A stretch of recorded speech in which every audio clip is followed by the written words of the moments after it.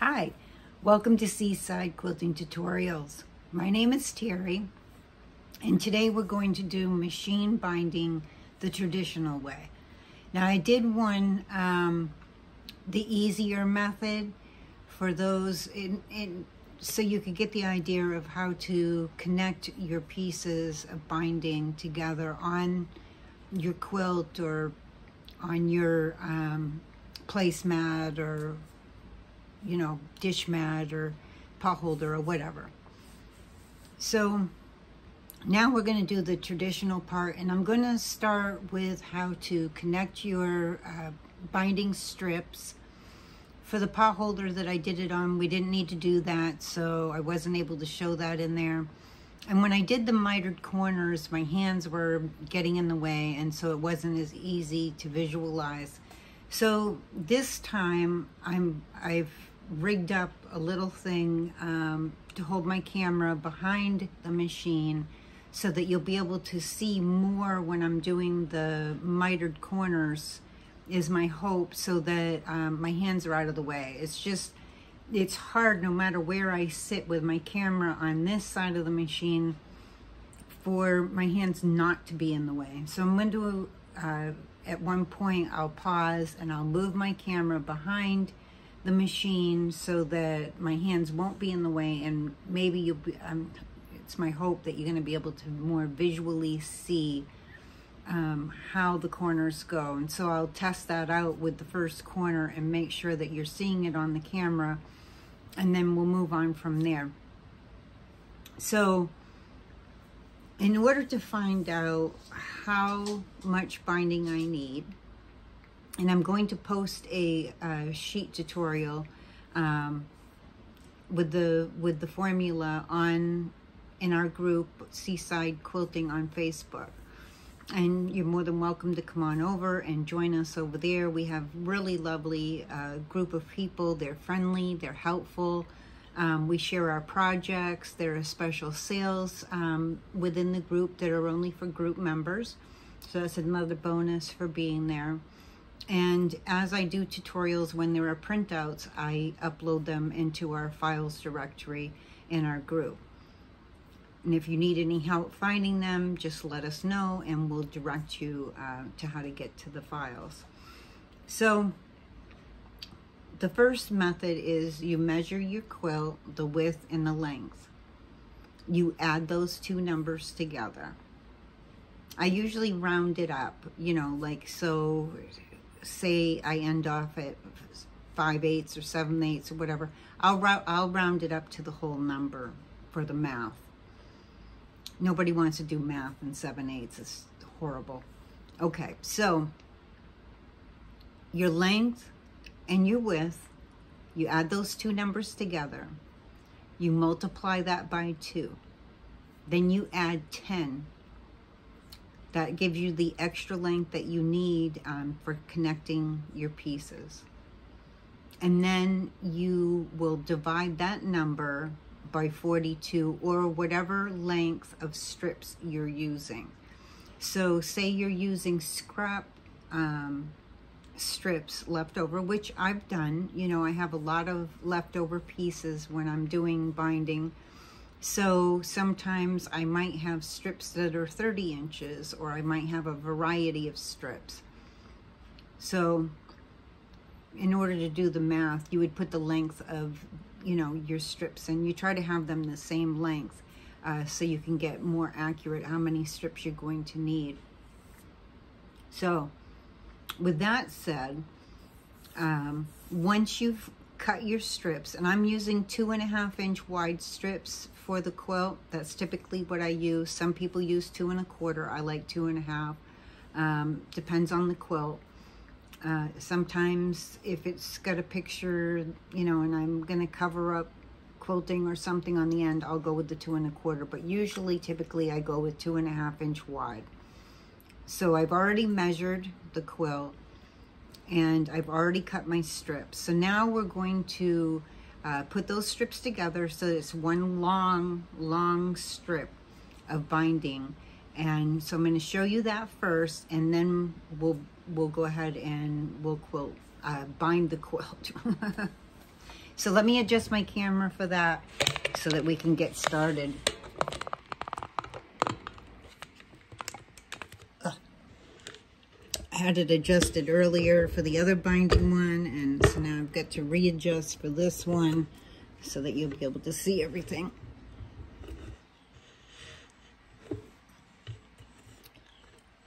I'm a one-person camera crew at my home, so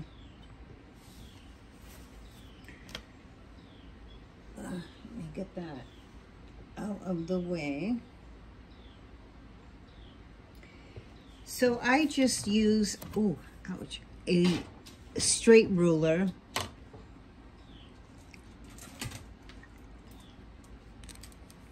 For this part. So you're going to take 2 binding strips and you're going to take the ends of them. The bottom one is going to be right side up. Now normally I press these ahead of time, but it'll get pressed anyways after we put them together. So let me see. I want to make sure that you're being able to... shoot. I'll get that one after.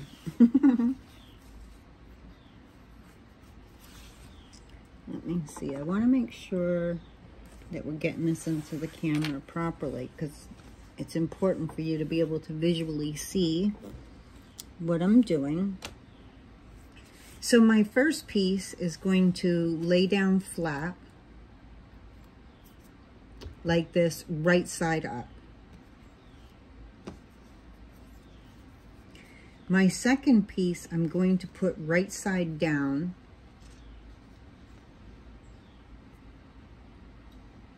On top of it. Now, if you haven't cut your selvage off, you'll want to leave it a little bit extra on the end. So you're getting your binding cut off at the same time. And these overlap just a little bit. I go just a little above the binding piece and just a little bit out here. And I hold that in place. And then I'm going to draw a line diagonally from this corner here where they meet up down to this corner here where they meet up. So I'm going to draw a diagonal line. And that's going to be my sewing line. I'm just going to scoot my ruler over a little bit. And find my pen.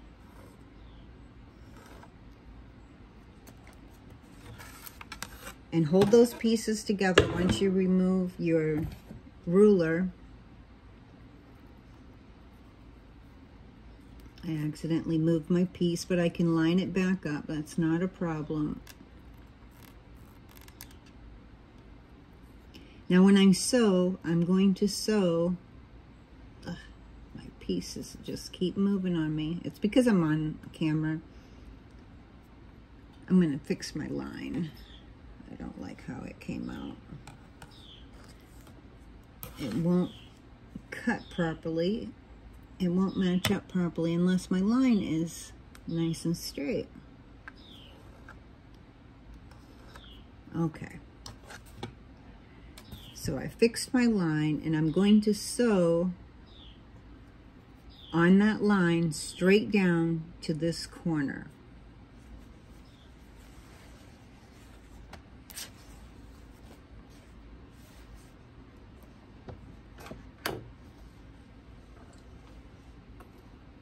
And it would help if I remembered to thread my machine. I was using a different color earlier for the other binding tutorial, and I forgot to put my thread back in, but it only takes a second for me to thread my machine.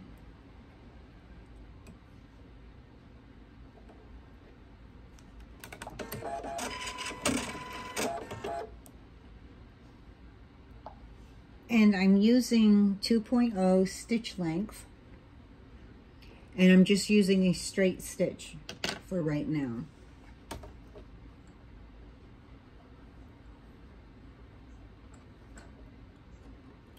If I can get that thread to go where I want it to go, it doesn't want to do it. Nothing wants to work right when you're filming. Not at all.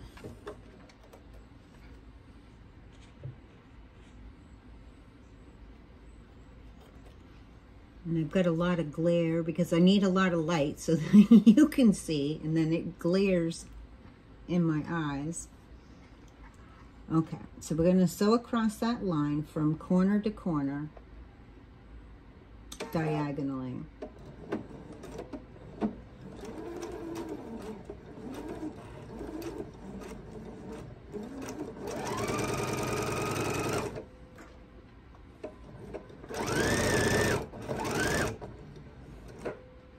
And then cut my thread.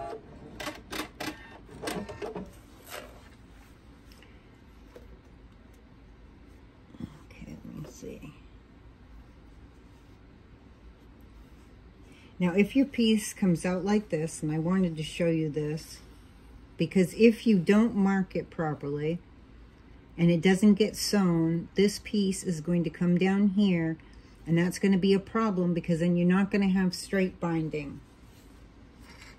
So we're going to take that out.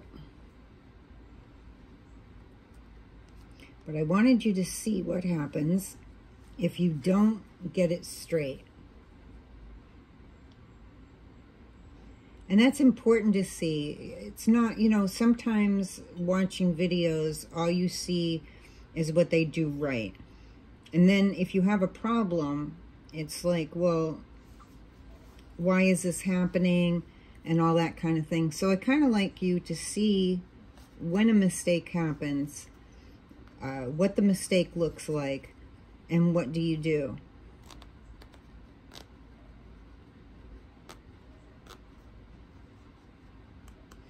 And my pieces kept moving around on me because I was trying to keep them in the camera.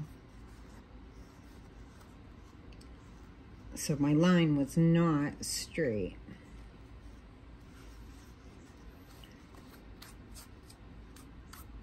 And since I know that one was not straight, let me clip this.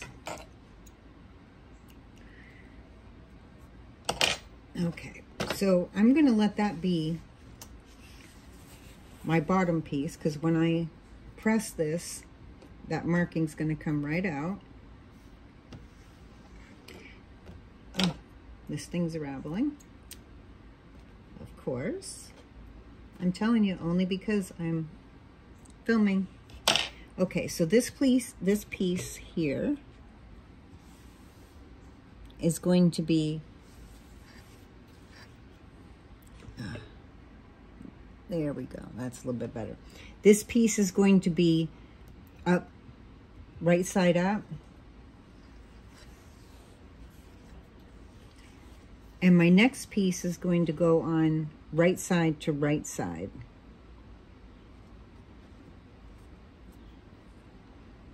And I'm going to use a smaller straight edge for my line, just so that that one was making it wobbly for me.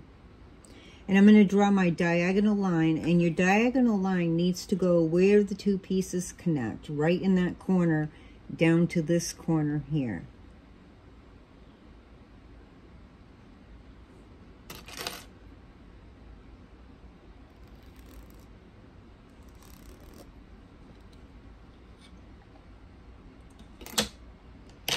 We'll set that aside, and we're going to bring it up to the machine, and we want to stay right on the line all the way down, diagonally.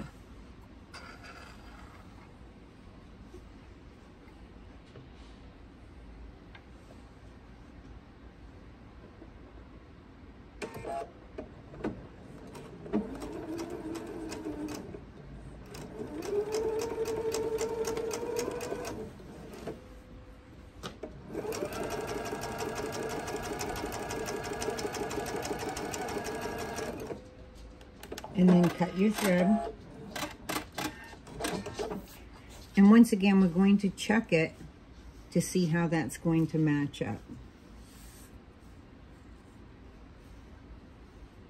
Okay, and once I trim my thing, it'll come out a lot better. So I just hand trim it, and I guesstimate my 1/4 of an inch. You can mark it. You could put a ruler here and then mark your exact 1/4 of an inch if you want. I just do a guesstimate and trim it. So now it looks like this and has a 1/4 of an inch seam.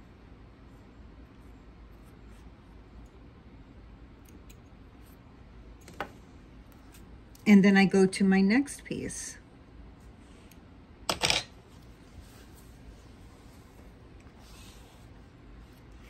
Now, the one thing that you want to pay attention to when you're moving your pieces forward, keep this up where your seam, so it's up, face up, not the back side where you can see the extra, and keep this straight up, and I move it along, because one of the worst things that has happened to me before when I've been doing binding, excuse me, when I've been doing binding before, the worst thing that will happen to me is I accidentally twist my binding. So you just want to make sure that you're keeping it nice and straight. There we go. We'll move the camera over this way. So I have my right side up. I've checked to make sure that everything is going in the right direction. And I'm going to lay my next piece face down so that I have the right sides together. And once again, I'm going to draw a diagonal line from that corner down to this corner.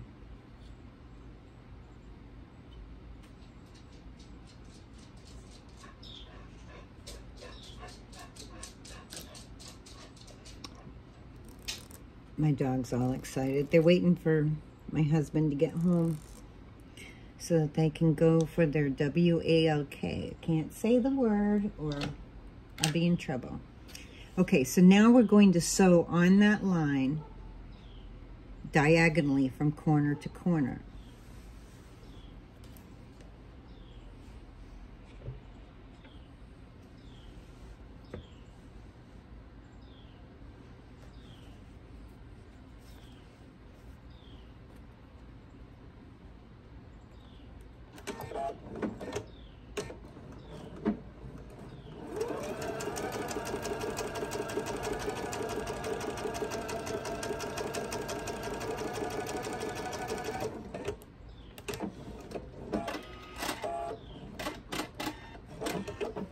And I'm sorry that my arm gets in the way when I'm stitching. It's pretty unavoidable. And then once again, I'm going to trim up the side just a little bit, and I'm going to do a 1/4 of an inch.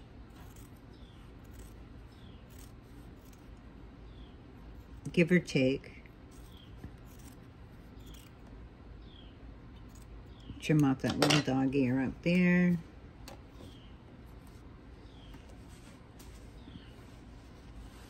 Okay, so once again, I have my right side up, and I'm going to pull it away from me so I know that I'm staying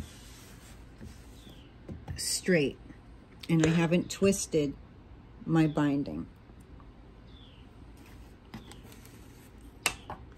Now I needed 5 pieces, 5 strips for my quilt. So I have to have them all connected together. And once again, we're going to draw our line diagonally.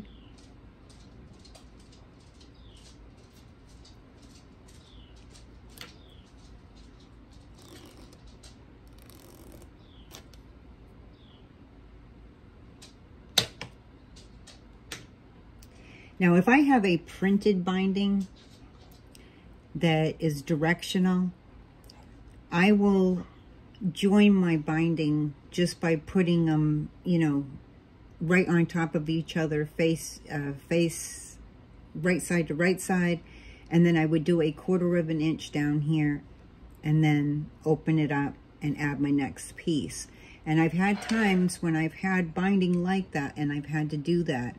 This way of connecting your binding is stronger for the quilt. But if you have something that is a directional, then you would just want to put your pieces together like this. And then you would do a 1/4 of an inch and flip it over and then add your next piece to the end. But since it's not a directional, I can easily add it this way.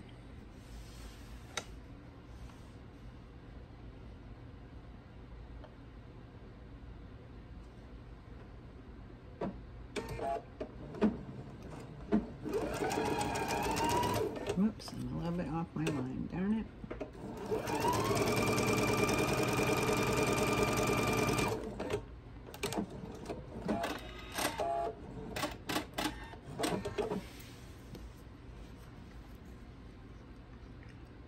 And you do that all the way through your binding. You add all your pieces that you need.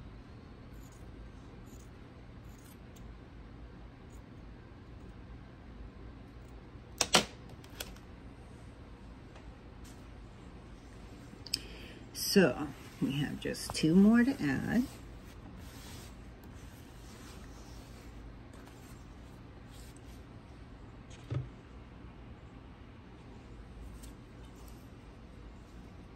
Or do I just have 1 more? Maybe just 1 more. Okay, so last time, I think, I'll double check in a second, make sure that I was right. Right side to right side, you have your bottom piece going in this direction, and the top piece is going the opposite direction. And then draw your line diagonally.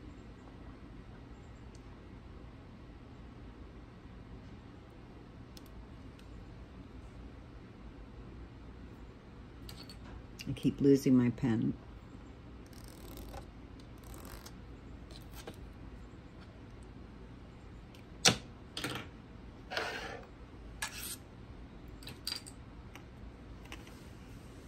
Okay, so we'll sew, whoops, and of course it moved. I'm just going to realign it so that my diagonal line matches up where I need it to be. And then we'll sew that on the diagonal line.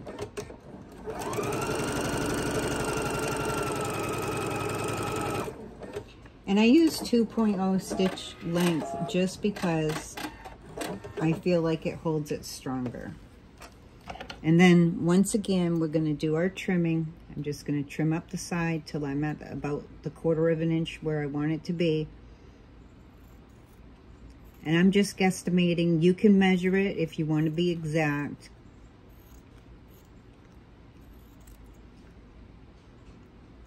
And I trim off that dog ear at the top. Okay. So now, when we take this to our ironing board, I like to iron my seams going both in one direction, okay? Some people will open their seam and they like it open because they don't want it to be too thick in certain areas. I like it folded this way. I feel like it keeps it stronger if it's folded in one direction. But if you're one who prefers for the seam to be open when you do your binding, you can do it that way. Everybody is different. I personally like mine folded over. So you'll do your seams first. You'll press those flat.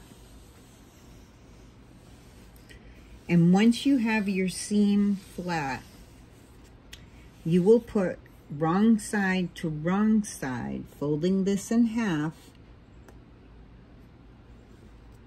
and you will press, okay?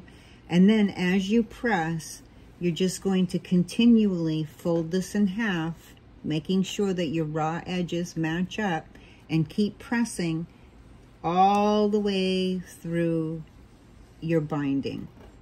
The whole long piece, okay, is going to, and first you press your seams, then you will press this in half. And just make sure that you're always double checking that your raw edges go together evenly and stay straight, and press, press, press all the way through your binding. And I do have them all joined together, so I've got to take these over to my sewing machine to sew them together, and then I will be right back. Okay, so now I've made my binding. It's all folded in half, wrong side to wrong side, in one big long piece. And usually this just the bulk just sits on my lap. Search for the end of it. And this is my quilt. I'm starting on the back side. I usually start on a side of the quilt. And this is the back. I'm going to leave a long tail, a long piece, about, let me see, about 10 inches, okay, which is that extra 10 that we added in the formula, okay? So I'm going to lay it down where I want it.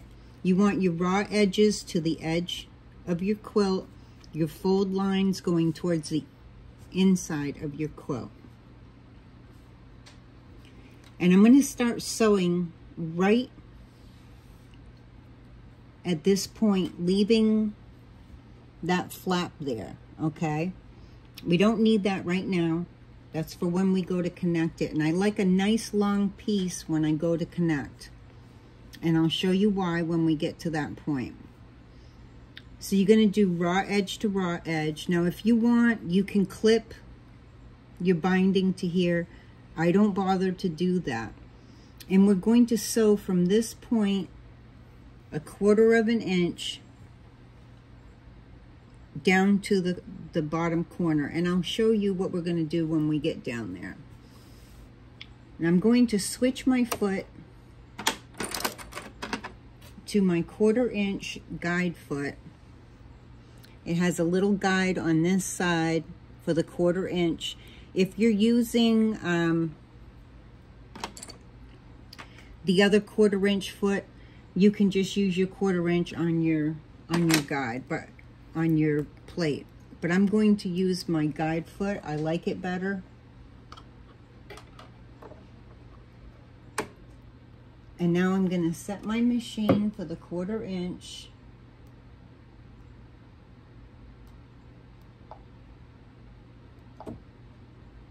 And I'm going to go back to the 2.0 stitch length.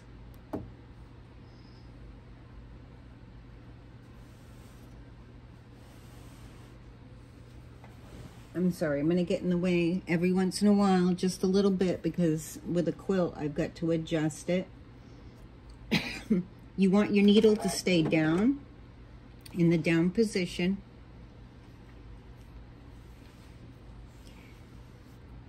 And I'm just making sure that this is tight, that it's not loose and bubbly. If it's loose and bubbly, you're going to get wrinkles in your binding, and you don't want your binding to wrinkle. So I just pull it a little bit forward, not excessively, but so that it's tight. And then I'm going to hold it in place, and I'm going to do 1/4 of an inch until I get close to the end.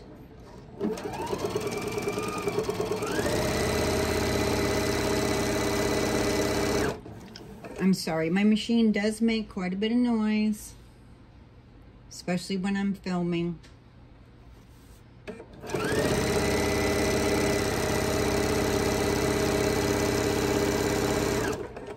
When I'm working all by myself and I'm not filming, I actually listen to music or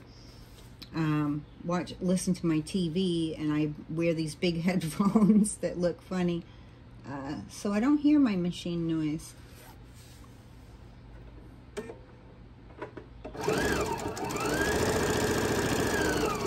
And I do have my machine turned down for speed, so it's a little bit slower because I can get really fast going with that pedal. Now I take a seam guide. In case you're not sure what they are, this is a seam guide. Has a nice little push piece here so I can put it right where I want my measurement to be. And I want that to be at 1/4 of an inch. And I just put it up beside the binding at the edge of my quilt. And I'm going to make a mark at 1/4 of an inch.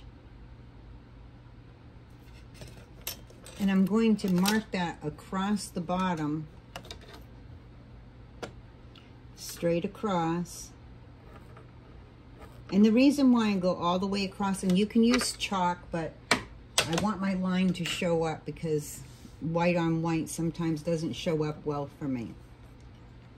So I made a mark 1/4 of an inch from the end of the quilt up onto the binding. And let me get you in just a little closer here to my machine. And I'm going to stop right on that 1/4 of an inch line with my sewing.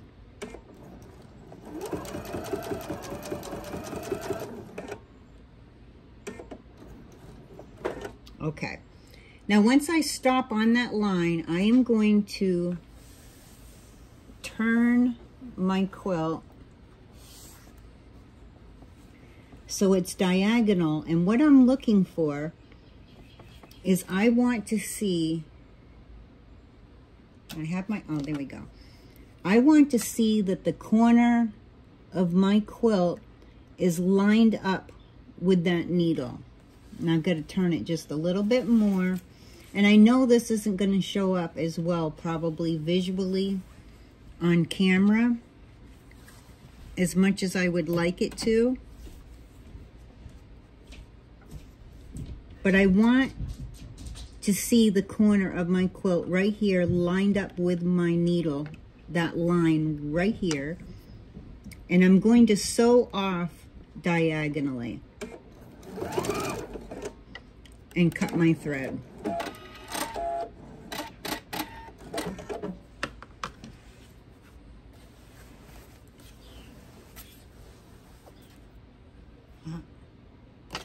My intention was to cut my thread, but my thread cutter might need replacing eventually here. Okay, so now at this point, I do a diagonal line. You might see some people do sew off straight. I don't like that because I don't get as nice of a fold. I like to go off diagonally. And the reason why is that when I fold this up, it's going to go into a nice diagonal line.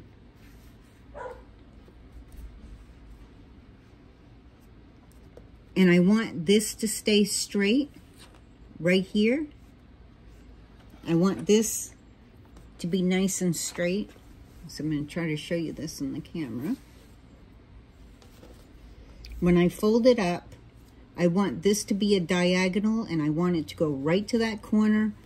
And I want this piece on this side to be straight.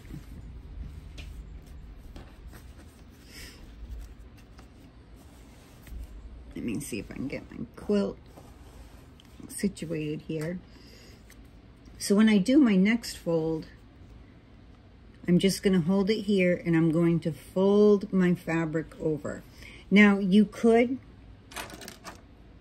put a safety pin right there, which creates almost like a pocket when you press that pin up against the edge of your quilt. It creates almost like a fold pocket. And then you just bring your fabric over and you want to line it up straight. Now right here you can see how this first fold is sticking out. That's not good. I need it to be, excuse me, starting to lose my voice. I want to make sure that it's tucked underneath neatly, and I will double check to make sure that I still have my diagonal fold and I want this to come down nice and straight. If the underneath fold is sticking out, when you go to flip it around and do the front side and machine quilt it, it won't come out to a nice miter. It will mess it up. So you want to make sure that that's underneath and it's straight under it. I'm hoping that you can see this. See how it's straight now? And this is over it, and there's none sticking out. So now I'm just going to press that, and you can even put a little clip there to hold that until you get it over to your machine, so it doesn't move on you. And I'm doing that for myself because now I've got to turn my quilt. Because now we're going to go across the top side of the quilt. And I'll have to readjust my fold when I get there to make sure that it stayed straight. I'm going to put a starter piece in first.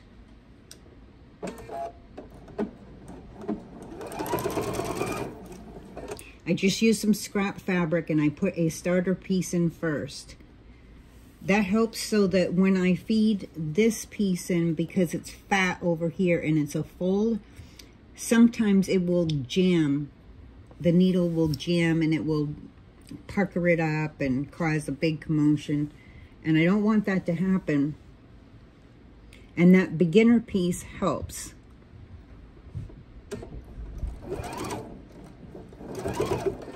Now at this point, some people like to secure their stitching by going in reverse,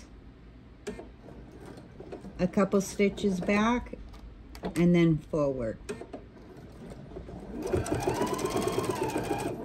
And now I'm going to sew, I'm going to keep this so that it's a little taut, not overstretched, but some fabric is a little stretchier than others. Excuse me. When I'm using a batik, I don't have as much stretch in it, and I just keep it straight. This fabric has a little more stretch in it, so I'm just holding it. I hold it at the top like this to keep my fold, and I just give it a little tug, not hard, but I don't want there to be any bunching when I go to do my stitching on the top. And I make sure that the edges are straight. I've already squared up my quilt, so I want to keep this straight. And I'm going to sew 1/4 of an inch all the way until I get to the next end.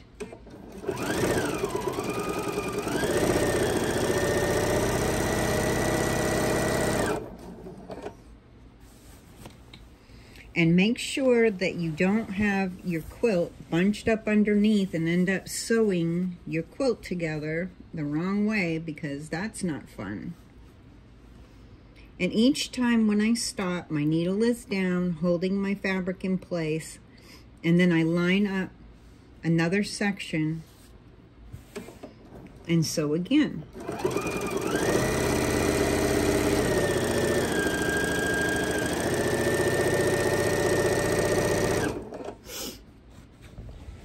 And I'm holding on to my quilt on the other side and helping it to go through, because the weight of it is kind of holding it down on me.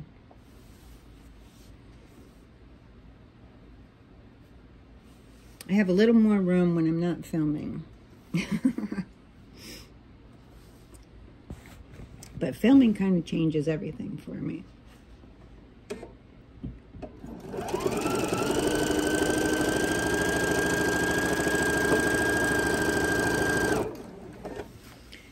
And you just keep doing the same thing until you get to the end, or almost to the end.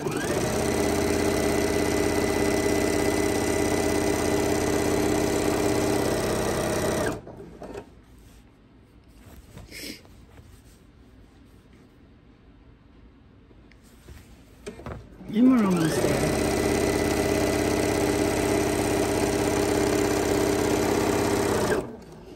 This isn't a large quilt. It's about 42 by 46.5 inches, so not a large quilt.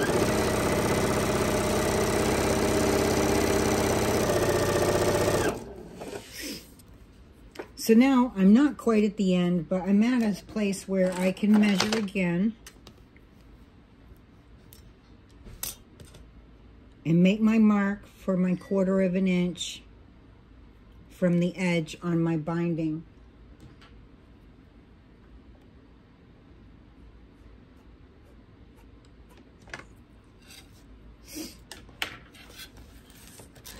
And that just helps me to know where I need to stop my needle.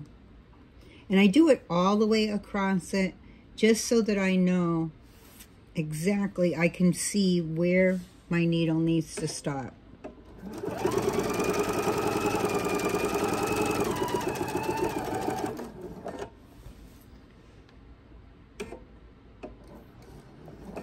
There we go. Once again, I'm going to turn my quilt until that point is diagonal, and I can see the point of the corner of my quilt lined up oh man, with my needle, and I'm going to sew off diagonally again and cut my thread.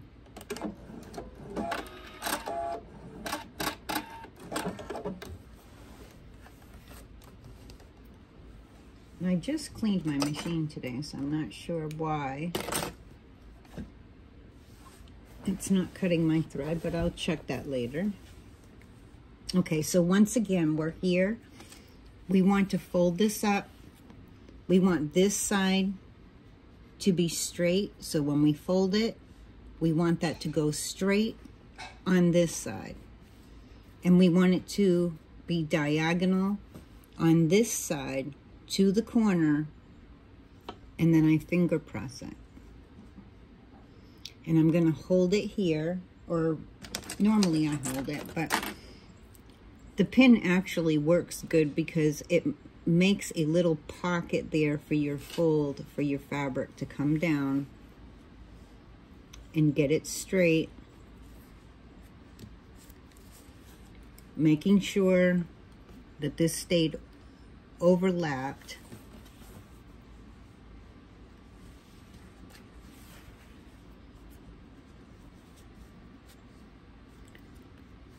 And you want to make sure that your fold's coming all the way to the edge. Mine's not, so I'm going to scoot it back a little bit because I want this fold here to be right up against the edge. Just like how I want my raw edges to be. And I'm going to clip that until I get it over to the machine. And once again, I need to turn my quilt. So now I'm going down the other side.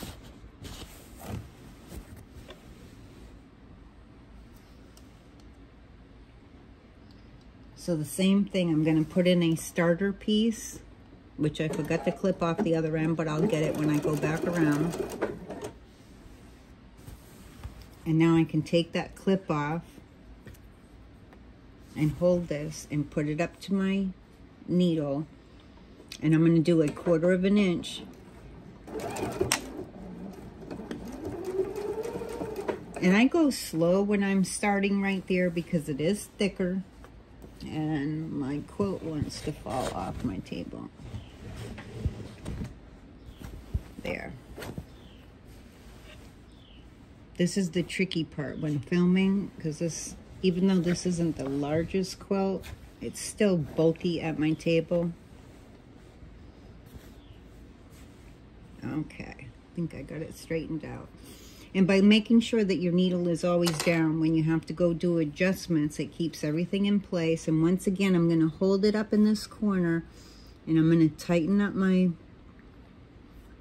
binding and make sure that it's straight, that the raw edges are straight with my quilt. And we're going to do 1/4 of an inch all the way down until we get to the next corner. So we're at our next corner again. I didn't want to have you have to watch me sew 1/4 of an inch all the way down the edge, because I figure by this time, if you've made a quilt, you know how to sew 1/4 of an inch without having to listen to my machine. So once again, I'm going to measure from the edge, and I'm going to make my mark of where I need to stop on my binding.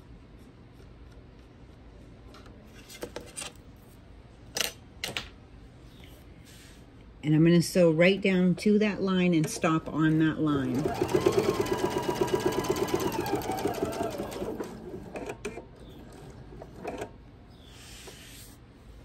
And then once again, I'm going to turn my quilt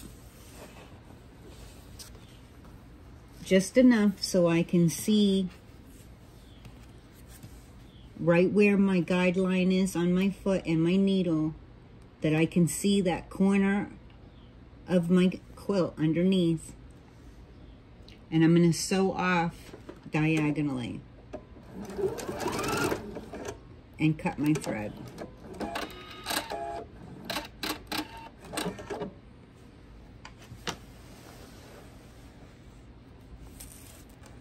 So once again, we're going to fold this up. We want this side straight, and we want this side to be a diagonal, and I'm going to finger press that. Then I'll take my pin and set that and butt that right up against the edge of the quilt.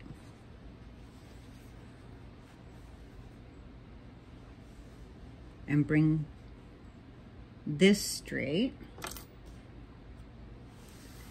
Once again, you want to check. My binding doesn't want to stay where I want it to. There we go. So you want to make sure that your fold is right up against the edge, the raw edge of your quilt. You want to make sure that this is nice and straight. You don't have the underneath fold sticking out on this side, and that your raw edges are straight with your quilt on this side. And I'm going to, once again, I'm going to clip it until I get it over to my machine. When I get back around, I'm going to have a lot of beginning pieces to trim off, I'll tell you. Because I keep forgetting to do them, but they're way down the other end, so. And I keep a bunch of these scraps right on my table to use for starter pieces. Now once again, I need to turn my quilt. I'm going to hold it up here. I'm going to straighten out, give it just a little pull. Not hard, but just enough so it's a little taut, because it is a little stretchy. And you can even put a couple clips down the side if you want. Now I can take that clip off, and we'll go ahead and start quilting this.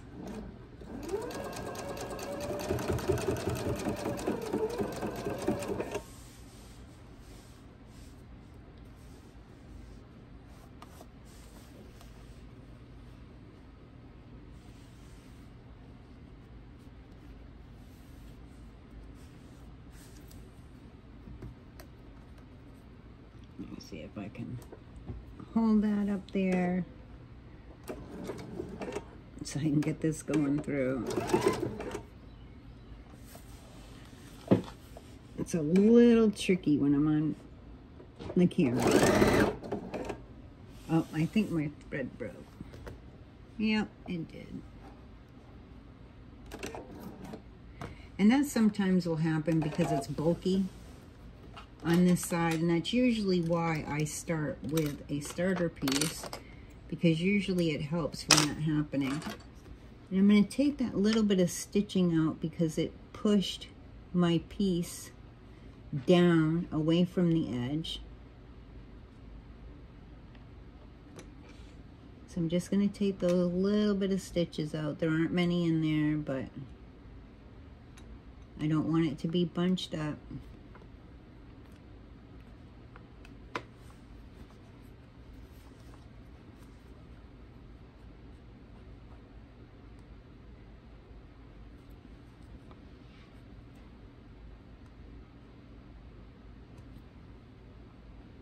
But that's one of the reasons that you need to go slow when you start off.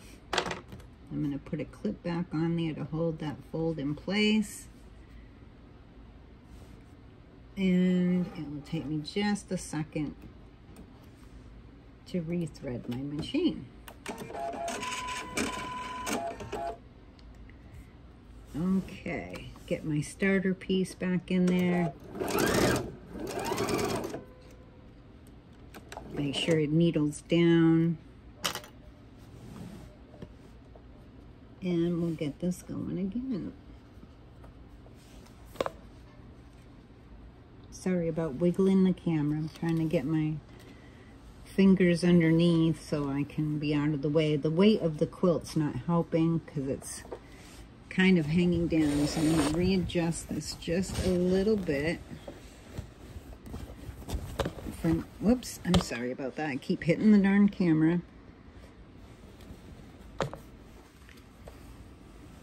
It's a little oh my goodness. I'm gonna make you guys dizzy hitting the camera. All right, let me get this quilt straightened out a little bit. There we go. If it's hanging down too much, then the weight of it pulls it backwards on me and it makes it hard to get this started.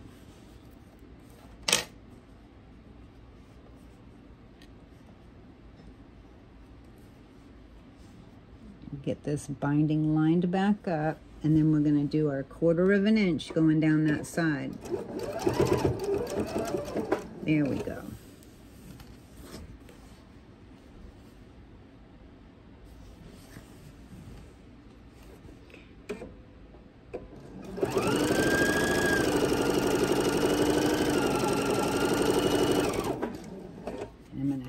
Remember right now to trim off that starter piece so I can reuse it when I get to the next corner.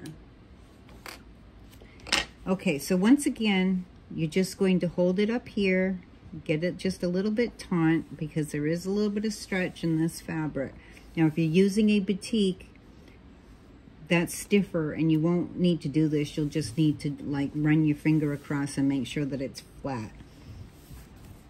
So go ahead and finish doing your 1/4 of an inch until you get almost to the next corner again, and then we'll show the corner again.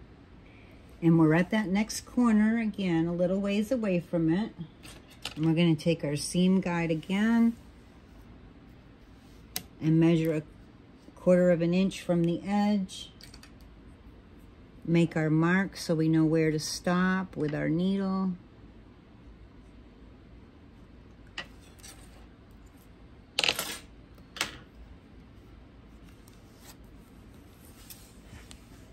And we'll sew and we'll stop on our line.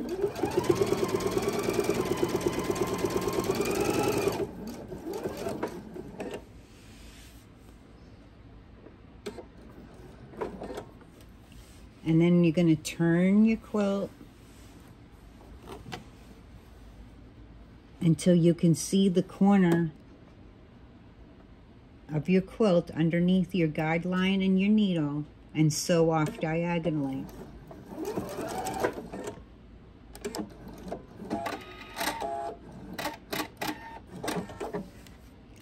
Now when you sew off diagonally, this is what you'll see right here. I have my line, so I sewed to my line, and then I turned my quilt and I went off diagonal. It's not a big diagonal, but just so that it went off diagonal. So once again, we're going to fold our piece up. And that really helps with your fold by doing it diagonal instead of straight coming off. It just helps with that first fold So it goes into a diagonal position a lot easier, and I finger press it. So this is diagonal here, and this is straight on this side. Then I'm going to take my pin and lay it right there, butt it up against my quilt. And I'll fold my binding strip over.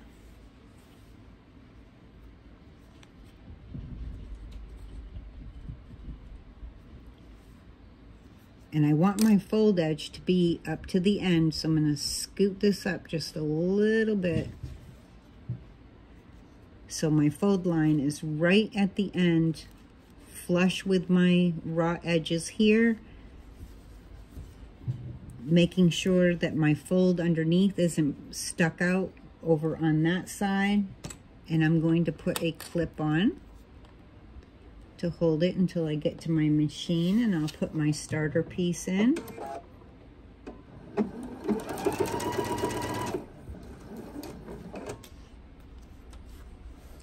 And once again, I need to turn my quilt.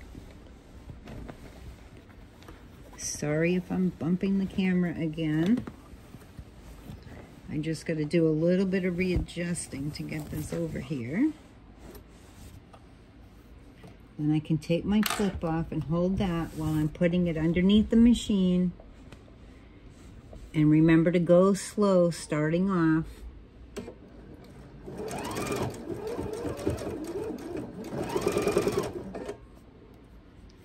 And once again, you're going to just hold it up here, get this a little taut, get your raw edges lined up with your quilt, and you're going to do 1/4 of an inch until you're almost to the end again. And then we have just one more corner to do. Ah, I guess that was the last corner. That went quicker than I thought. So now I want to leave, I'm not quite down to where I started. I've got my flap down here, my extra piece. And this is the part that usually confuses people. So I'm gonna go a little bit slow. I want to leave myself at least about 10 inches of space between where I started and where I stop. So I have a good space here to be able to work with connecting my two pieces. So I'm gonna sew right to about there.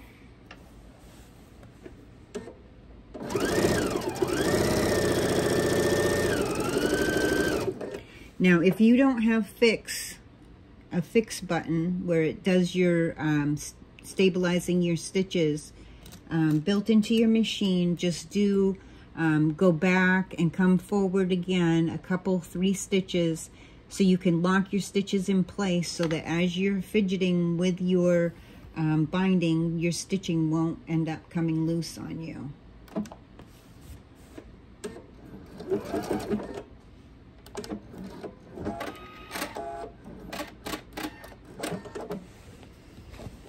Okay, now let me scoot this around. I want to make sure that this absolutely gets into the camera, because I know that this is the part, this is the connection part. Now the last, and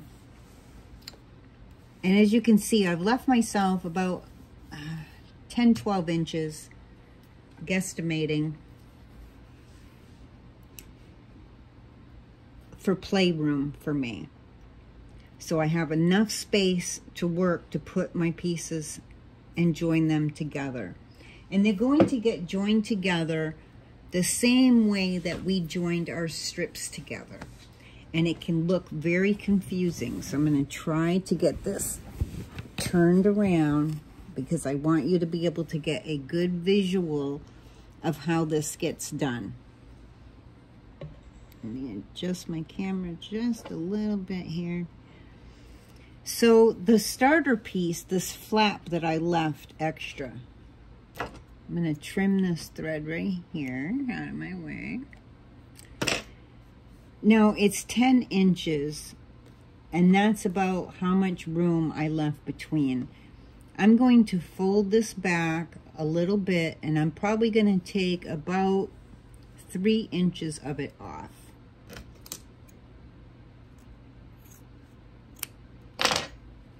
So it's about 3 inches off, well, about 4 inches, about 3.5 inches I took off.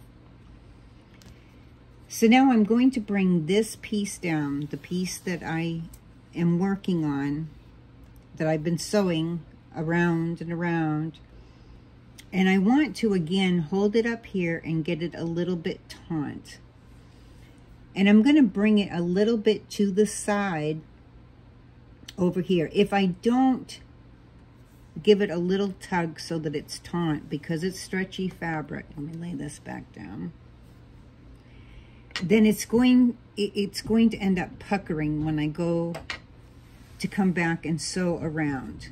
And I don't want it to pucker. So I'm going to give it just a tiny tug so it's nice and flat. I'm going to make sure that this fabric from the beginning is nice and flat. And because it has stretch in it, when I go to sew this, if I've pulled it forward a little bit, taking the slack out of it, it will sew nice and flat because of that extra stretch. So I'm going to take my gauge, and because I started with 2.5 inch wide strips, I'm going to measure 2.5 inches from the piece that's underneath. So I have my piece underneath here, okay? The one that I've been sewing around and around is on top. So I've got it to the side just a little bit, enough so that I can see that bottom where it ends. And I'm going to measure 2.5 inches from there.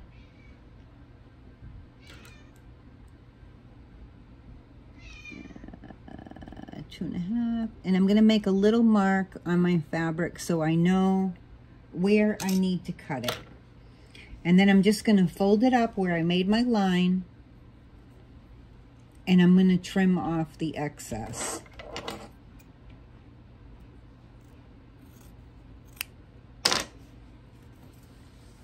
So yes, I have an excess piece, and I end up using these in other quilts. Sometimes they end up smaller pieces that I use in smaller blocks and what have you, but it goes down in my scrap pile. Now, this is the part that looks really tricky to people, okay? Let me see. This is going to be hard. Let me take a look at it without it being sideways. And then I'll show it to you. I just want to make sure that it looks different when you're showing it to people than when you're actually doing it. So if I sew that like that, then this comes around. Okay. I just want to make sure. I don't want to show you the wrong way and then have to correct it. I want to be able to show you the right way from the beginning. So this piece up here, the one that I've been going around and around and around with, I'm going to lay this flat like this. Just like when we did our binding, this is going to come out and it's going to lay flat. This piece has the right side up, okay? Now I have to actually kind of fold this up a little bit. I can take that end piece off that I had earlier, and I couldn't get to it. So I got to scrunch this up. That open section that I left, I'm almost going to fold it in half, so I have a way to work with my fabric. And that piece that I sewed around and around is going to be laying flat and face up. the extra piece that I left when I started is going to go face down. And when I open it up, see how it opens up right here, right there. Let me see if I can get my fingers out of the way. So it's coming off of my quilt. My fold is towards there. Let me move my camera just a little bit. I'm going to open it up, and it's going to look a little twisted. So this top part is going to lift up like this. And see how it has like the little opening here? You don't want to twist it. You want to just open it up like this. And you're going to lay it down so it's right side to right side on this other piece. Now at this point, once I have these lined up to each other, I'm going to put a clip over on this side to hold these two pieces together so I can make my mark diagonally. And you just have to work with it a little bit. So I have this piece coming off, the piece that I've been going around and around with. It's coming off like this. The fold will be up here. The other piece, the fold is down bottom and it's opened up. And I'm going to lay it down like this. And I'm going to make my, usually, and I'll be honest with you, usually I just sight it. And I sew from this corner down to that corner. But I don't recommend it until you've had some practice at this, because you can end up making some boo-boos.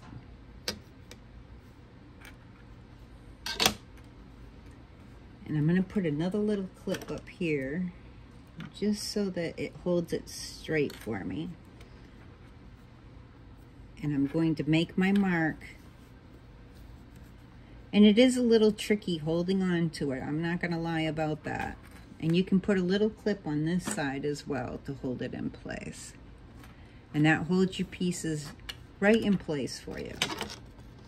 And then I'm going to take my ruler and get it so that it goes diagonal. And it does take some fidgeting with it.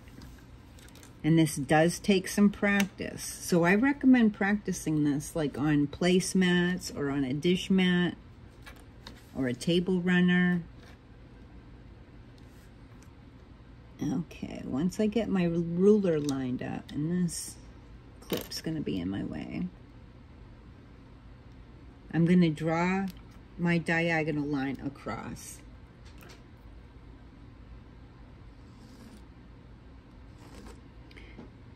Just so I know where I need to sew. And then I'm going to put that clip right back there temporarily until I can get this over to my machine.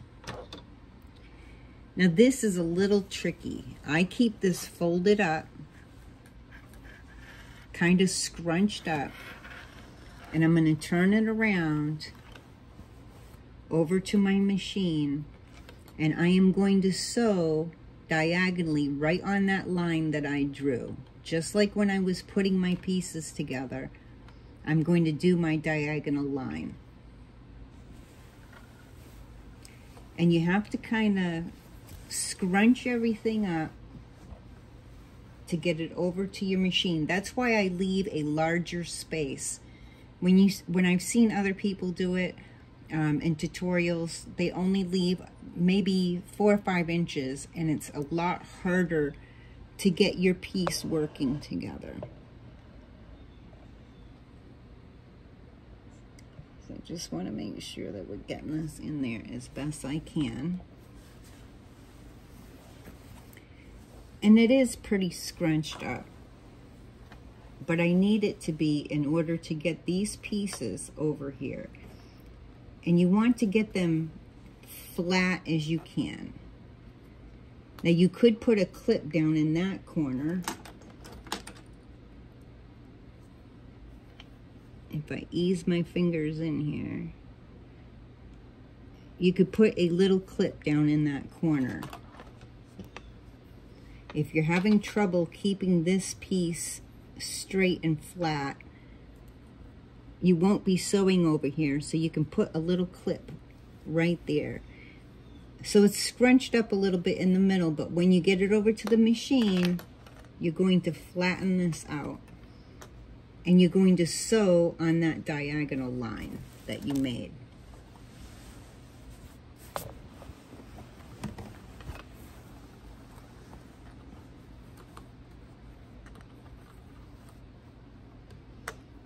And I'll be honest with you, I had to sit with a video of someone doing this and watch it over and over and over and practice and practice and practice.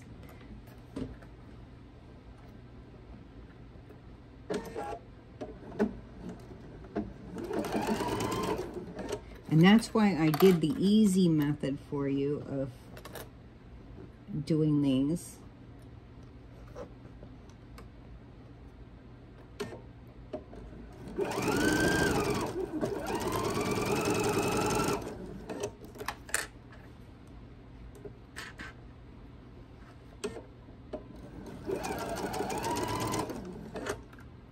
And now I can cut my thread.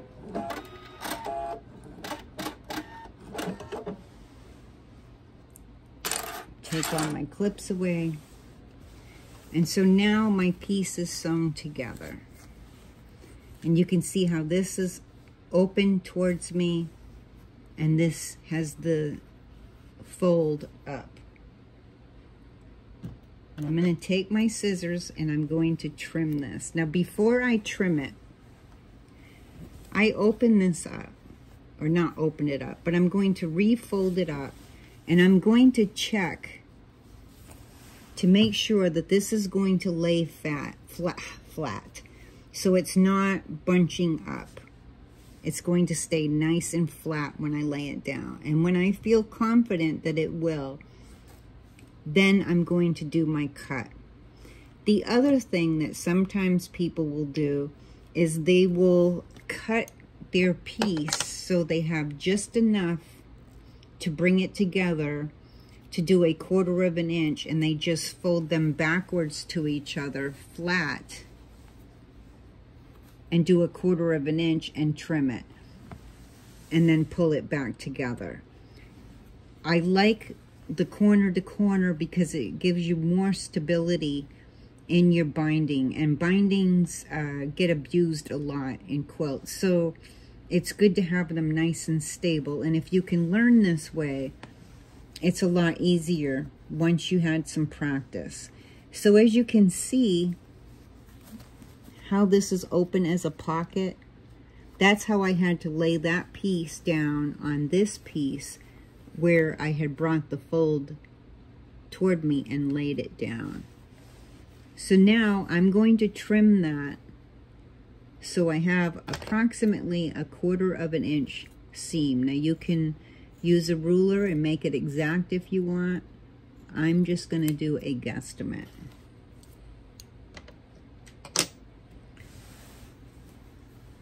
So now I'm just going to fold and finger press that seam that I made. Now at this point, some people like to finger press it open because they're worried about it being too thick. I fold it to one side. It's all a matter of what your preference is. And now I'm going to refold this, and it folds and it comes open nice and flat, just like it was when it was ironed together. I'm going to start about 5-6 stitches back from where I ended from the piece that went around and around and around. And I'm going to bring it underneath my needle. I'm going to make sure that my raw edges are lined up.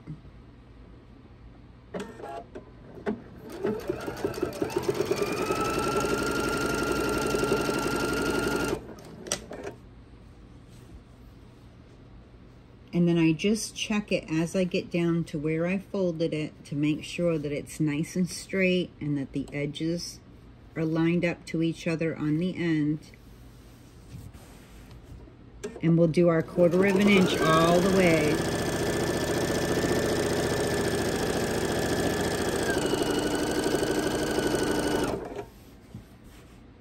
And I'm going to, where I started originally, I'm going to go 5 or 6 stitches past that. And you'll want to secure your stitches. Either use your fix on your machine or use your reverse and go back and come forward to secure your stitching.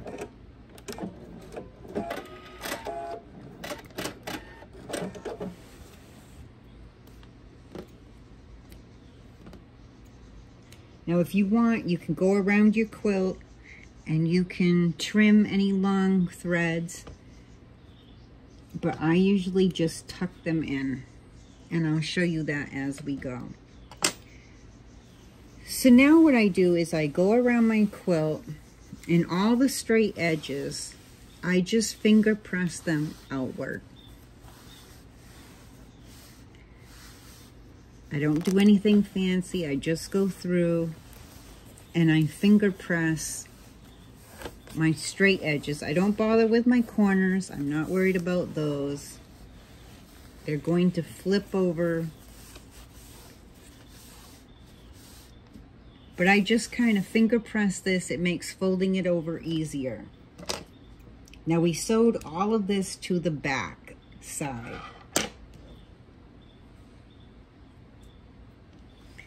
When you do hand binding, you would sew your binding to the front and roll it to the back and then hand stitch it on the back. But with machine stitching, or binding rather, you attach it to the back first and bring it around to the front. And I'm going to have to scoot my quilt around, and I will finger press this all around the quilt.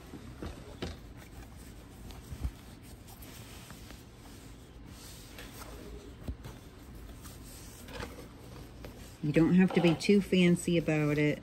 And then I roll my edges, my corners over. And I just kind of go around and do that all around my quilt. Luckily, this isn't a huge one. And I do a lot of large quilts. And it's a lot harder to show the binding on a large quilt.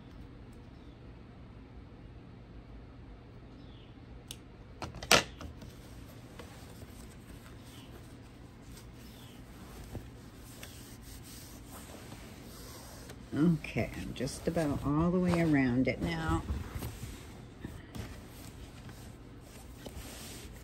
And where I get back to where I joined it,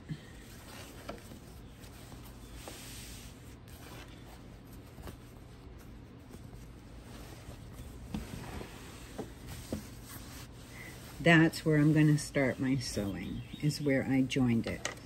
So I can see by this seam that went diagonally, that's where I started. So I'm going to fold my quilt over so I'm on the right side of my quilt.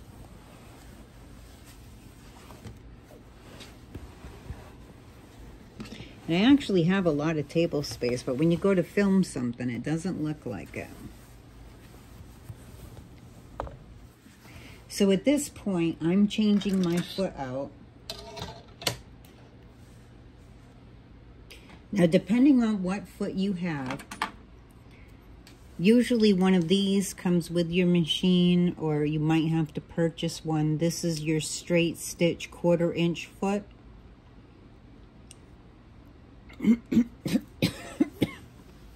Oh my goodness.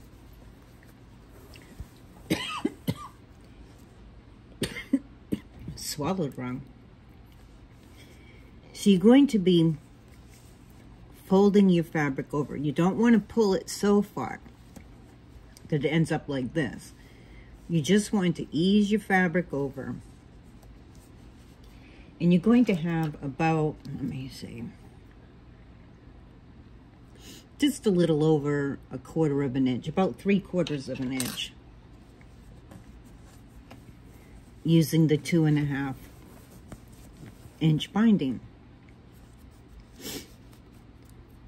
And if you're using the straight edge foot, the straight 1/4 inch foot, your foot on this side will stay up against that binding as it goes.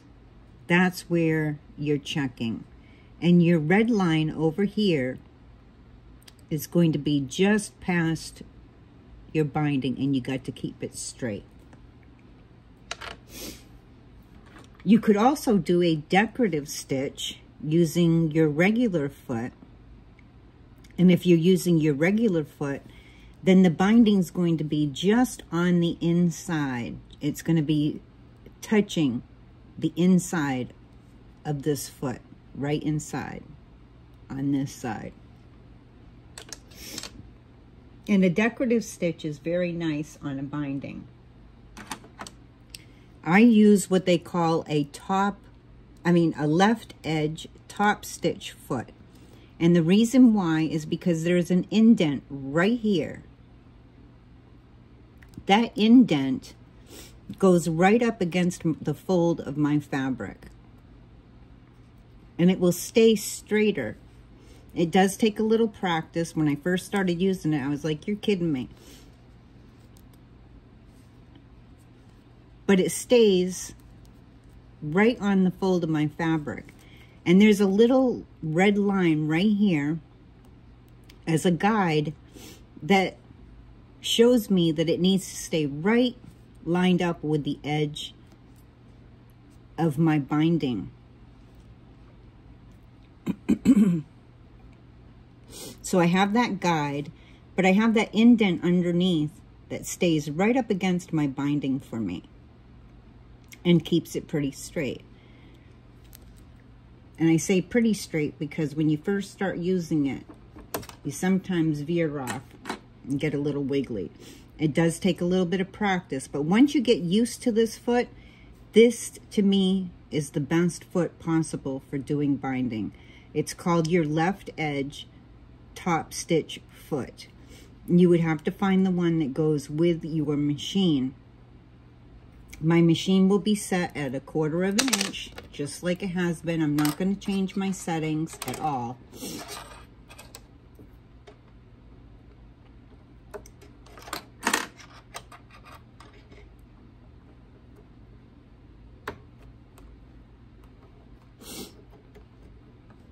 Now there is another way to do your quilt with a, where you would attach it to the front first, and then your binding would turn to the back, and you would use your stitch in the ditch foot and go through stitching in the ditch. I personally find that does not work for me. That works perfectly fine for some people, but for me, when I turn it over, a lot of times I've missed my edge, and it's very frustrating, and then sometimes it doesn't stay as straight, and it just frustrates me. So the top edge, the left edge top stitch foot, try to say that 10 times in a row, stays right along that roll in your binding. That's why it has that indent. It's perfect for doing binding. Now when I start, I'm going to start just a little ways before where I connected my piece right here. So I'm going to start, just a few inches ahead of it so that I can come down and secure that in place.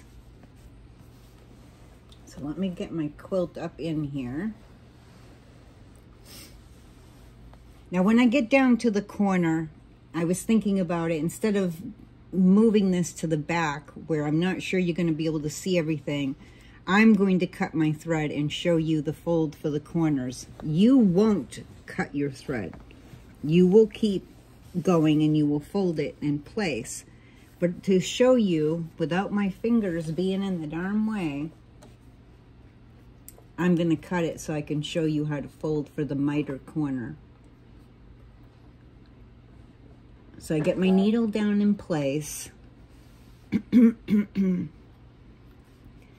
You will not need to tug on your binding the way that I did when I was first putting it on. It's going to lay nice and flat now, even though this is stretchier fabric, because I already did that on the back side.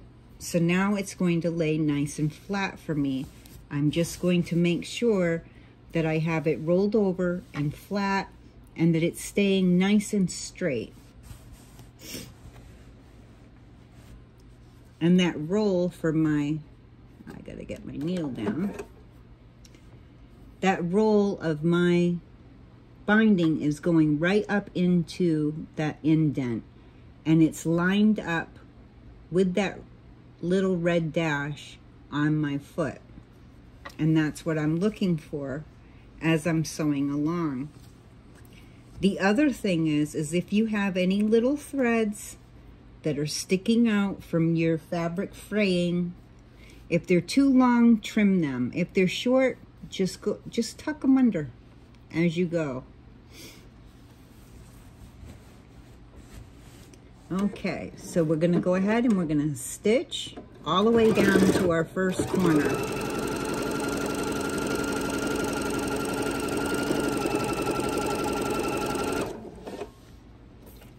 And every so often, just check to make sure that you're staying in a straight line and that you're not going over your edge. You don't want to be sewing on this side of it. It's got to be right on the binding.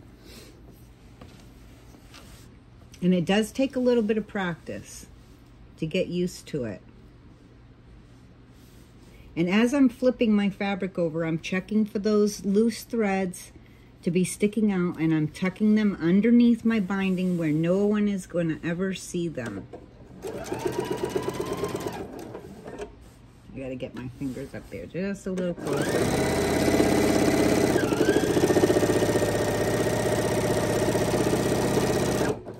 Now remember, you may want to slow down. I've been doing this for several years now, and I'm used to doing binding. So don't go as fast as me until you've had some practice.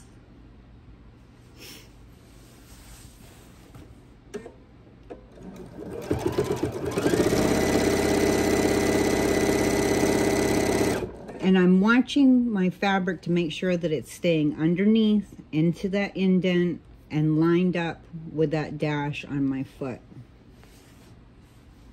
And every so often I have to roll my edge, my binding over, making sure that it's staying in a nice straight line, tucking underneath my threads underneath.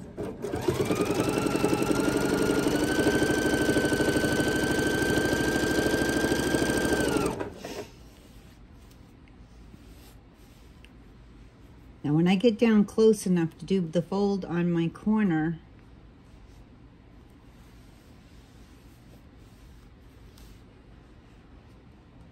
I'm going to cut my thread. Do not do it. You don't need to cut your thread. I'm going to do it so I can swing this around so you can see how I fold my corner. Because when I tried to do it in the last video, my hands kept getting in the way. And I want you to be able to see it. The other video was more about learning the easier way to connect your binding.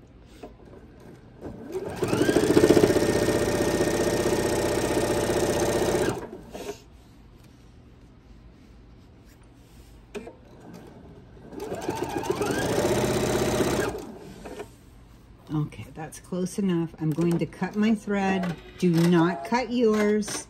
If you're following along with me, using this video to follow along, don't cut your thread. Now this is important to remember. Do not fold your right side down first. You tend to want to because it's coming down like this and it feels like an easy fold, and then fold this up. What happens is you end up with what they call a camel toe, and it does not look good and things catch on it easier. Instead, I hold my right side over to the side a little bit. I'm going to roll up my left side. Let me bring this into the camera more. So I'm folding up my left side of my binding that isn't, I haven't been stitching on it yet. And I'm going to pull it out until it's almost like you got a little triangle over here. Okay, it's staying straight here, but it's making like a little like diagonal right here. Okay, I'm going to take a pin just like I did before, and I'm going to lay it and press it, butt it up against the edge of my quilt, and I'm going to fold this over.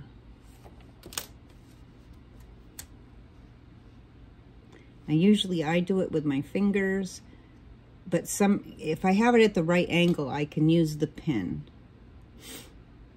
And what I'm looking for, right here, what I'm looking for is for that to be straight on this side, and that you're getting that miter.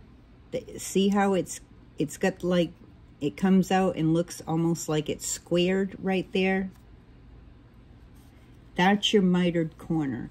And you're gonna have your diagonal like this, and it's laying nice and flat. You don't have that camel toe. So you have to fold your left side first, then your right side over. And I'm going to hold that in place with my awl until I get it back over to my machine so it stays folded the way that I want it.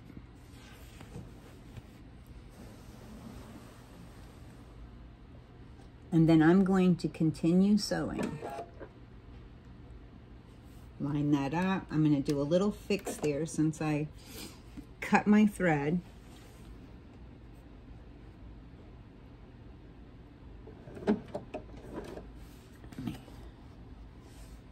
Get my needle going back down where I want it.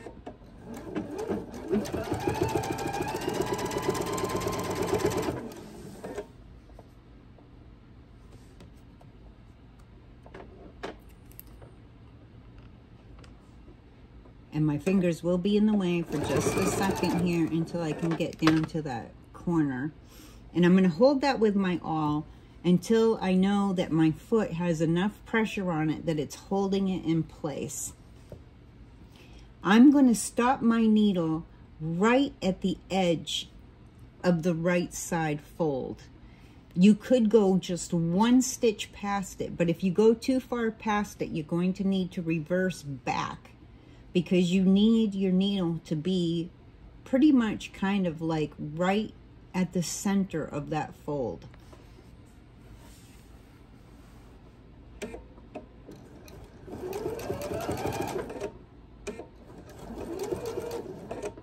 And I just go slow so I can see where my needle stops. And then I'm going to turn, oops, sorry about hitting the camera. It's hard to adjust everything without hitting the camera. Now I check my stitching at this point to make sure that I grabbed everything. I got a little loose thread there. Oh, that's from where I started back over. Now you don't want to stop and start because I didn't get that lined up very well, but I'm not worried about it. This isn't going into a show or anything. I'm using this for my tutorials, so I'm not worried. So once again, now you're just gonna go and you're gonna continue on folding your fabric over and making sure that it stays straight with your foot.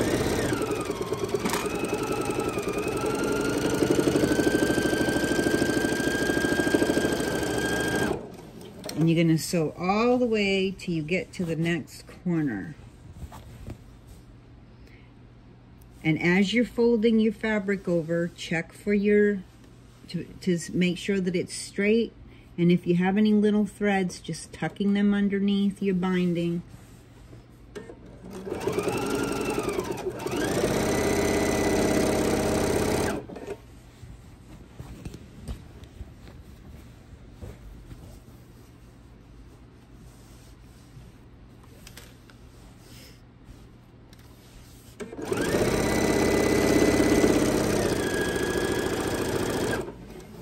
Now, if you don't want to see me sew all the way down, that's fine. You can always fast forward.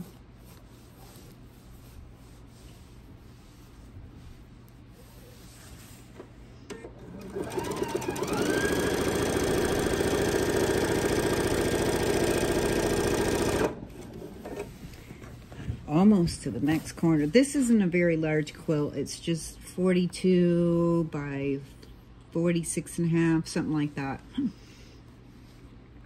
So it's not a very large quilt. And I didn't want to do a tutorial doing binding on a large quilt because I have quilt all over my table when I'm doing large ones.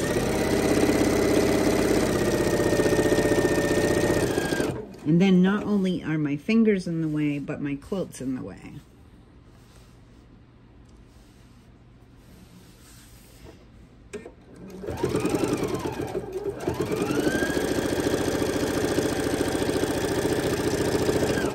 And just sew as slow as you need to keep everything lined up. You don't need to be Speedy Gonzales with it. And see, I have a really long thread here, so that one I am going to trim. It's not going to fit underneath nicely for me. It's not going to tuck under there where I want it.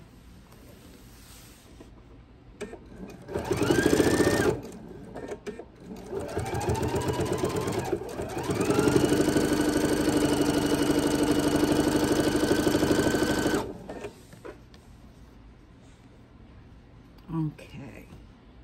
Do a little trim here. Now, when you're doing your corners, if you're finding that they're really super fat, you can just kind of press them a little bit with your fingers, and it kind of presses them down a little bit. I'm going to cut my thread. Do not cut yours.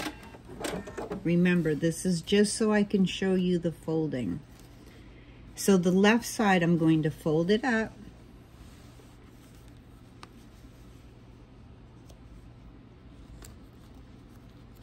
And you could even put a clip over there to hold that in place so it stays nice and flat while you're folding it. You want to keep it straight, but you want your end to come out so it's going diagonal right here. Then you could put a pin there if you want for your fold. It's up to you. You could lay a pin down if you want, and then fold this over and slide your pin out. It just helps you to get that first fold. Now I'm going to have to adjust my fold just a little bit because I want to make sure that I'm getting that miter in my corner, which I am not right now. Let me fold that over. And sometimes you do have to fidget with your corner a little bit until you get it to fold over nicely. Now see how now I've got that nice little miter. It looks like a frame right there. It's nice and square, and it's diagonal, real nice here for that mitered corner. I'm going to hold that in place and get this back over to my machine. Line this back up. I'll try to do better lining it up this time.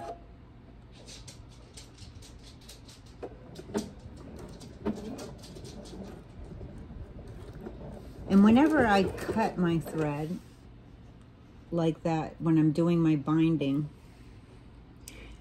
I start about 5-6 stitches back. That way I'm securing the stitches that I've already done. I'm trying to get my hand out of the way. And I keep holding that corner in place, using my other fingers to keep my binding flat until I get closer to my corner. Now usually I will fold my corner, I would have stopped just a tiny bit back, maybe 5-6 stitches back, And I would have folded my corner a little bit closer to my foot where I'm working. It's just that I wanted to cut it and show you the fold so that you could see how I'm folding for my mitered corner. Once again, I'm going to sew real slow until I can feel that my foot is holding that piece. Get myself out of the way, and I'm going to stop right where that fold is. And then once again, I'm going to turn my quilt.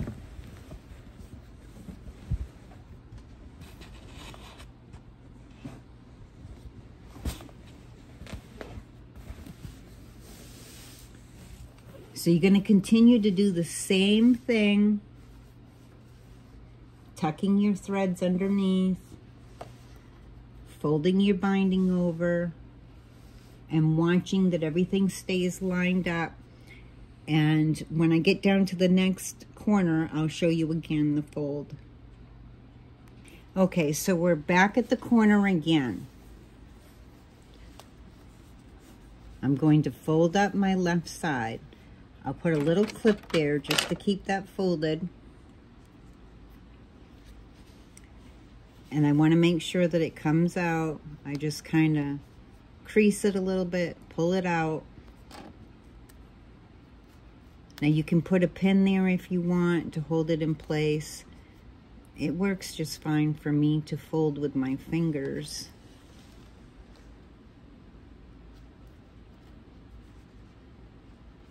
And so I got to make sure that my left side's going nice and straight, that this stays straight there, and that I get this folded over. I got this piece sticking up. That's bugging me.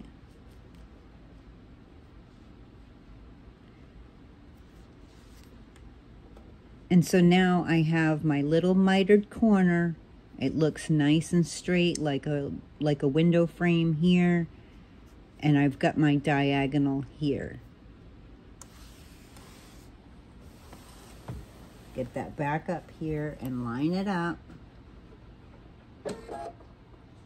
Remember, don't cut your thread and stop. Just so you'll do your fold right here at your machine. But for me, if I go to do that, then my fingers are in your way from seeing what I'm doing, which is frustrating. So the whole purpose of the video is to make sure that you can see how I'm folding.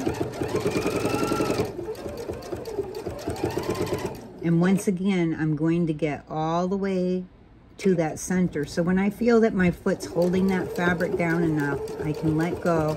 And you can hold it with your awl. And I'm going to stop right where that fold is and turn my quilt again. We have just one more corner to do.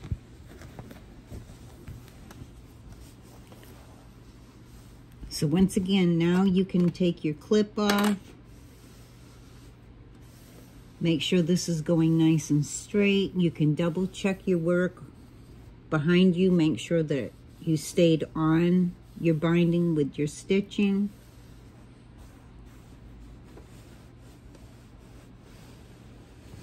I need to back up just one stitch because when I turn it, if it doesn't line up, I know I went just a little too far, so I'm going to back up just one stitch.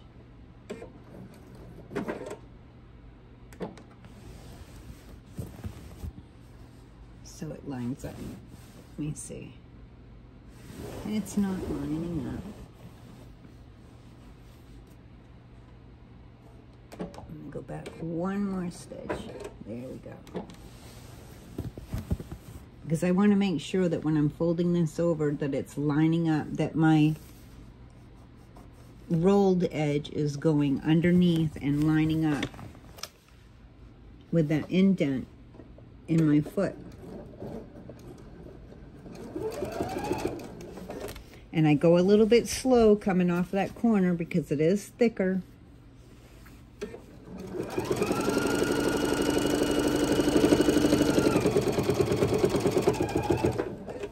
And once again, we're going to sew all the way down tucking in our threads, keeping this straight, and you just fold over a little bit at a time, sew down to this point, and then keep doing it till you get to the next corner.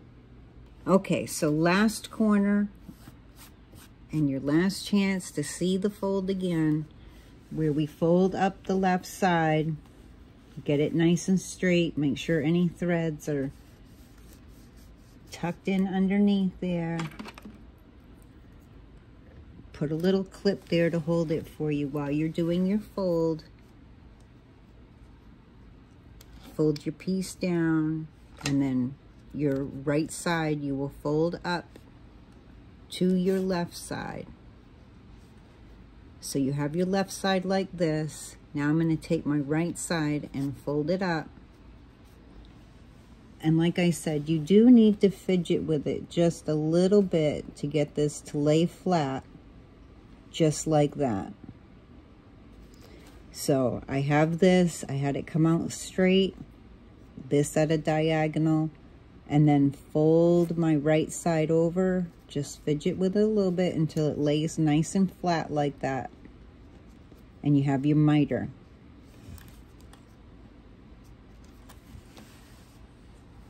Now you, of course, will not be cutting your thread. You'll just be folding it up here.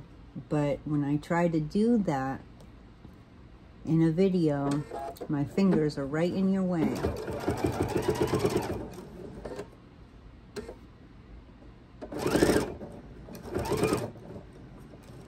And we're going to sew right up to the edge of that right fold and then turn our piece. Now this is our last strip to where we began.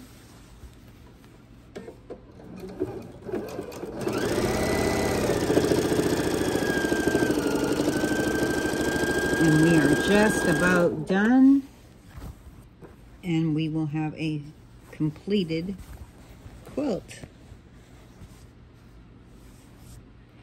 Now in a later tutorial, I will be showing another easy binding technique. Oh, I got a thread here I need to snip. What was I going to tell you now? I'll remember in a second. Oh, when I do the next binding tutorial, I'm going to be showing another easy way for the connection instead of having to do that diagonal connection. Like how we put our strips together, I'll show you another way that's easy to connect it. And when I do, I'm going to be showing you how to add tabs to your binding so that you can hang your quilt on a curtain rod or something of that nature, or a they have those quilt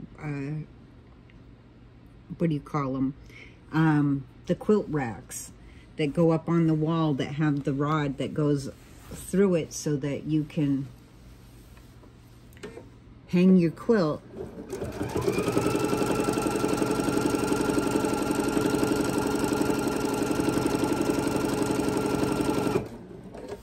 But I wanted to show you these two binding techniques that I'm posting today so that you can get some binding practice in. So the next one, the next couple, one I'm going to show hand stitch binding.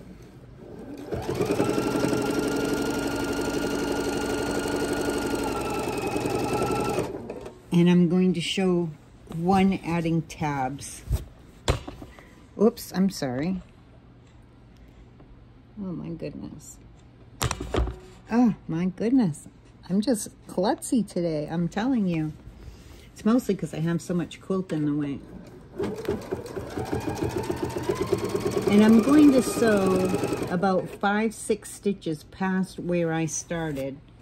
And then I'm going to secure my stitches. So if your machine has a fix button, use that. If not, use your reverse button, go back 4 or 5 stitches, and then come back 2 or 3 stitches, and then you'll secure your stitching.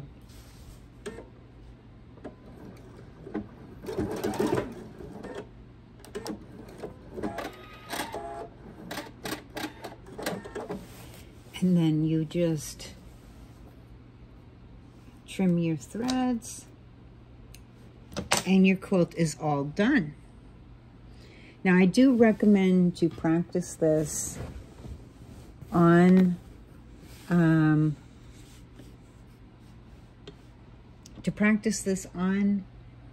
a placemat, a dish mat, table runner, something smaller. It's better to practice on something that is smaller than to try to do something that's bulky like this. This isn't even as bulky. I've done even king-size quilts. One was 130 inches by 108 inches or 120 inches. I can't remember, something like that, for my bed. So it covers my entire bed and gives extra room on each side, so we don't fight over the blankets. But see, by doing that fold, you get these nice mitered corners like that. So like I said, next one is another easy connection for connecting it when you're sewing it, doing the quarter inch when you're first adding your binding. The only thing about doing machine binding that a lot of people don't like is that the back, you have this line that goes around the back, and it's not always straight. And that's kind of why I don't like to do the stitch in the ditch method, and I'm not even going to show that method because I don't like it.